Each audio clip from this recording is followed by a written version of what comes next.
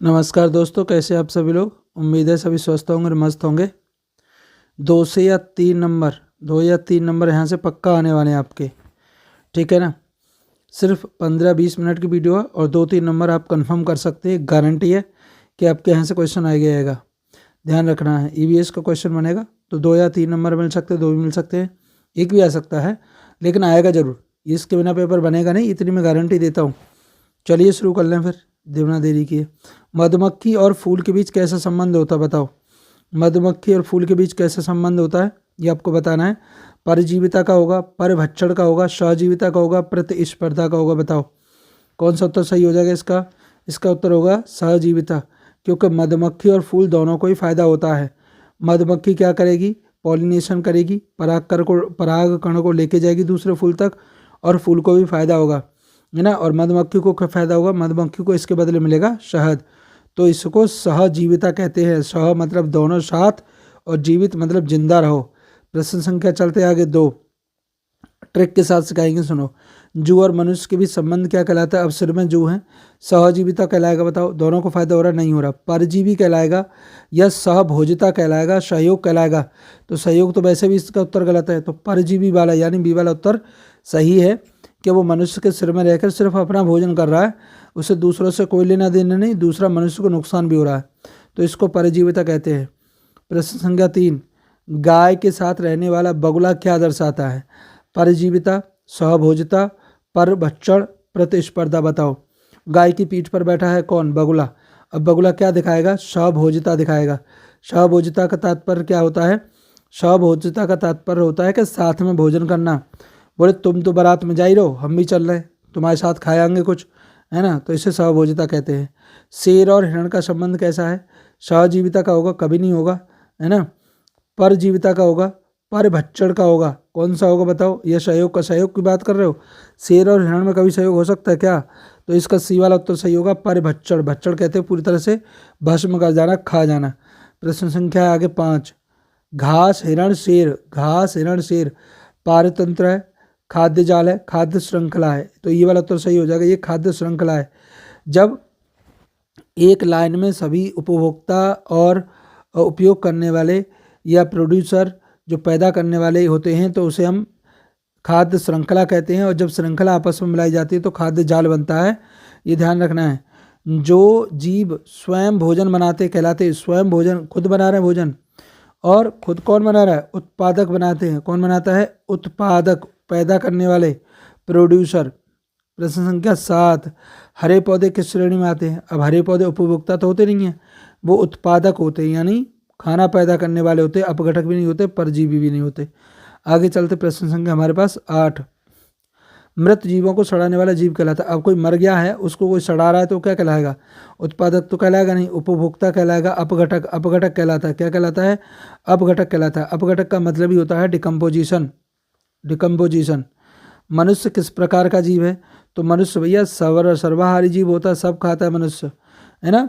और ये दांतों पे भी देखा जाता है कि हमारे जो दांत होते हैं वो सर्वहारी के होते हैं, तो दांतों से पता लगा सकते हैं कि जीव कैसा है। अमरवेल किस प्रकार का है, अमरवेल किस प्रकार का पौधा है, स्वपोषी है, परपोषी है, अपघटक है या उत्पादक है। तो उत्पादक तो हो ही नहीं सकता, क्योंकि ये पीले कलर का होता है। अमरवेल कैसे कलर का होता है, पीले कलर का होता है, ध्यान रखना है। तो अपघटक, अपघटक भी नहीं होगा, परजीवी होगा। कैसा होगा, परजीवी होगा, दूसरों पर जिंदा रहने वाला परजीवी होता है। तालाब में रहने वाले सभी जीव मिलकर क्या बनाते हैं। अब तालाब में हैं, सभी एक साथ हैं, तो वो क्या बनाएंगे, वो एक पारतंत्र बनाएंगे, यानी इकोसिस्टम। खाद्य श्रृंखला भी बनाएंगे, खाद्य जाल भी बनाएंगे, पर्यावरण प्रदूषण करेंगे नहीं, पारतंत्र की क्रिएशन करेंगे। पारतंत्र वो एरिया होता है जहाँ पर सभी जीव अपनी पूरी जिंदगी बिना किसी दूसरे की सहायता के बिता सकते हैं। अगला है प्रश्न संख्या 12, मछली और मनुष्य के बीच कैसा संबंध है। सहजीविता का, परभक्षण का, परजीविता का, सहभोजिता का। बताओ मछली और मनुष्य के बीच कैसा संबंध है, तो इसका बी वाला हो जाएगा, परभक्षण। अब परभक्षण क्यों, क्योंकि मछली जब भी देखेगा मनुष्य तो उसे खा जाएगा उठा के, खत्म मामला। पौधे को भोजन से बचाने के लिए किसकी आवश्यकता होती है, पौधे को भोजन बनाने के लिए किसकी आवश्यकता होती है, केवल मिट्टी केवल जल, केवल मिट्टी, सूर्य का प्रकाश, वायु नहीं। तो ये ध्यान रखना है, पौधे जब भोजन बनाते हैं तो सबसे ज़्यादा जो महत्वपूर्ण है उसमें सूर्य का प्रकाश होता है। सूर्य का प्रकाश अति महत्वपूर्ण है। सूर्य के प्रकाश पर नाम बोला भी जाता है फोटोसिंथेसिस। गाय क्या खाती है? तो गाय जो है घास खाती है भाई। ये बहुत टफ क्वेश्चन दे दिया इन्होंने। प्रश्न संख्या 15, गाय किस प्रकार का जीव है? जब घास खाती है तो कैसी होगी? शाकाहारी होगी। बहुत ही उम्दा क्वेश्चन है। फफूंद और बैक्टीरिया किस श्रेणी में? देखो ये वाला क्वेश्चन है। फफूंद और बैक्टीरिया किस श्रेणी में आते हैं? उत्पादक में आते हैं, उपभोक्ता में आते हैं, अपघटक या परवच्ची? तो ये अपघटक में आते हैं। क्यों? क्योंकि ये चीज़ों को सड़ाने का काम करते हैं, फफूंद भी और बैक्टीरिया भी। कौन सा जीव अपशिष्ट भोजी? अपशिष्ट क्या कहते हैं? वेस्ट मटेरियल को। वेस्ट मटेरियल को जो खाएगा वो अपशिष्ट भोजी होगा। तो इसका जो सही उत्तर है आपका एकदम गिद्ध। गाय और हिरण या शेर नहीं, कौन है? गिद्ध है, बल्चर जिसे कहते हैं। फूल और तितली का संबंध किससे होता है? अब देखो फूल और तितली दोबारा से आ गया, तो इसको हम क्या कह रहे थे? फूल और तितली वाला भी सहजीविता की श्रेणी में जाएगा। उत्तर सी वाला इसका एकदम सही होगा। लगा लो फटाफट, याद रखना। प्रश्न संख्या 19, जीवों और उनके पर्यावरण के बीच संतुलन क्या कहलाता है? जैव विविधता कहलाएगा। पारिस्थितिकी संतुलन, तो यही उत्तर सही हो जाएगा। पारिस्थितिकी संतुलन जो है वो जीव और पर्यावरण के बीच संतुलन कहलाता है, ये ध्यान रखना है। प्रश्न संख्या 20, पौधों और जानवरों को मिलाकर क्या कहते हैं? पौधे और जानवर जब एक साथ मिल जाएंगे तो उसको क्या कहते हैं? उसको कहेंगे जैविक घटक, अजैविक घटक, प्राकृतिक संसाधन या अपशिष्ट। तो भी इसका सही उत्तर जो है आपका वो कहलाएगा पौधे और जानवरों को मिलाकर जैविक घटक कहा जाता है, क्योंकि ये दोनों जीवित होते हैं, ये ध्यान रखना है। प्रश्न संख्या चलते हैं आगे। हमारे प्रश्न संख्या 21, पानी, हवा और मिट्टी क्या है? पानी, हवा और मिट्टी जो है वो अजैविक घटक है। कैसे घटक हैं? अजैविक घटक, कंपोनेंट, नॉन लिविंग कंपोनेंट।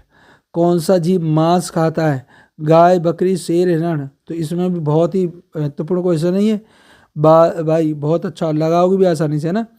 परजीवी जीव है। दोनों में परजीवी जीव में क्या होता है? दोनों को लाभ पहुंचता है, स्वयं हानि उठाता है, दूसरे जीव को हानि पहुंचाता है या भोजन नहीं करता है। तो परजीवी कहते हैं जो दूसरों पर निर्भर रहता है ना। तो दूसरों को, जीवों को क्या पहुंचाएगा? वो हानि पहुंचाएगा और खुद फायदा लेगा। जैसे तुम्हारे सिर में जो जू होती हैं वो परजीवी की श्रेणी में आती हैं। राइजोबियम बैक्टीरिया किसके साथ रहता है? अब राइजोबियम बैक्टीरिया किसके साथ रहेगा? जानवर के साथ, मनुष्य के साथ, पौधों की जड़ में या जल में? तो राइजोबियम जो है वो पौधे की जड़ के अंदर होता है। प्रश्न संख्या 24। 25 में देखो, खाद्य जाल क्या दर्शाता है? एक ही श्रृंखला, कई श्रृंखलाएं, केवल पौधे, केवल जानवर? तो बी वाला उत्तर इसका एकदम सही हो जाएगा, कई श्रृंखलाएं दर्शाता है। प्रश्न संख्या 26, जंगल में शेर कम होने के कारण हिरणों की संख्या बताओ। जंगल में शेर कम हो जाएंगे तो हिरण बढ़ ना जाएंगे? बढ़ेगी। 26 का बी वाला उत्तर एकदम सही है, हिरण बढ़ जाएंगे अगर शेर कम हो गए तो। प्रश्न संख्या कौन सा है? 27, कौन सा संबंध दोनों जीवों के लिए लाभदायक होता है? दोनों जीवों को जो फायदा होगा, तो दोनों जीवों को फायदा कौन सा होगा? परजीविता से होगा, परपतचर से होगा, सहजीविता हो गया या प्रतिस्पर्धा। तो इसका सहजीविता से दोनों को फायदा होगा, ध्यान रखना है। मृत पत्तियों को मिट्टी में बदलने में कौन मदद करता है? पौधे, जानवर, अपघटक, परजीव? तो इसका सही उत्तर हो जाएगा अपघटक। अपघटक क्या करेंगे? पत्तियों को सड़ा देंगे, बस, है ना। प्रश्न संख्या चलते हैं 29, तालाब में सबसे पहले भोजन कौन करता है? अब सबसे पहले भोजन कौन बनाता है? सॉरी, करता नहीं, बनाता है। तो बनाएगा वो जिसके पास क्या होगा? क्लोरोफिल होगा। और क्लोरोफिल होता है केवल शैवाल के पास। वैसे भी मछली, मेढक और ये अलग है, तो अब शैवाल वाला उत्तर एकदम सही है।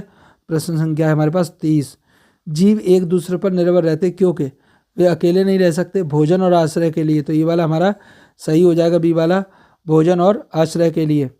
आगे चलते हैं, यहाँ कुछ संबंध दे रखे हैं अलग से। जैसे परजीविता का मतलब क्या होता है? एक लाभ दूसरे को हानि, जैसे जू और मनुष्य। परजीविता मतलब दूसरे को नुकसान पहुंचेगा। परजीव दो तरीके के होते हैं, एक्टो और एंडो। शरीर की सतह पर परजीव जैसे जू और किलनी, और एंडो शरीर के अंदर जैसे फीताक्रम, है ना। तो उस शरीर के अंदर भी होंगे, शरीर के बाहर भी होंगे। सहजीविता क्या होती है? दोनों जीव साथ रहकर लाभ पाते हैं, उसको जैसे लाइकेन, है ना। म्यूचुअलिज्म परस्पर लाभ, जैसे मधुमक्खी और फूल, दोनों को क्या हो रहा है? फायदा हो रहा है आपस में, इसे म्यूचुअलिज्म कहेंगे। अनिवार्य सहयोग, ऑब्लिगेट म्यूचुअलिज्म, अनिवार्य अर्थ साथ रहना, आवश्यक है, उदाहरण लाइकेन, अति आवश्यक है। वैकल्पिक सहयोग, वैकल्पिक में साथ रहना अनिवार्य नहीं होता, जैसे केकड़ा और सी एनीमोन, इसमें साथ रहना अनिवार्य नहीं है, ठीक है ना। सहभोजिता क्या होती है? जब अर्थात एक लाभ दूसरा अप्रभावित। सहभोजिता में एक को लाभ हो रहा है, दूसरे को कोई फर्क ही नहीं पड़ रहा, जैसे रीमोर मछली और शार्क, तो शार्क के साथ चलती हैं, जैसे ये शार्क चलेगी और उसी के साथ साथ चलेंगी कौन, रीमोर मछली। तो शार्क जब भी खाना खाती है तो रीमोर की दावत फ्री में हो जाती है। प्रीडेशन, शिकारी शिकार को मारता है, जैसे शेर हिरण। हर्बीवोरी अर्थात पौधों को खाने वाले जीव हर्बीवोरी कहलाएंगे, ध्यान रखना है, जैसे गाय घास खाती है।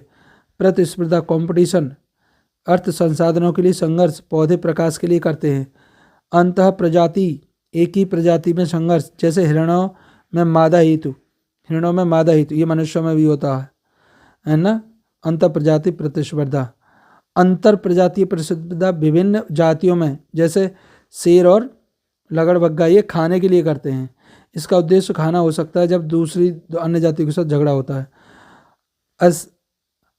अमेंसलिज्म क्या होता है, एक हानि दूसरा अप्रभावित, जैसे पेनिसिलियम और बैक्टीरिया, एक हानि दूसरा अप्रभावित। तो पेनिसिलियम किससे बनती है, बैक्टीरिया से बनती है, ध्यान रखना है।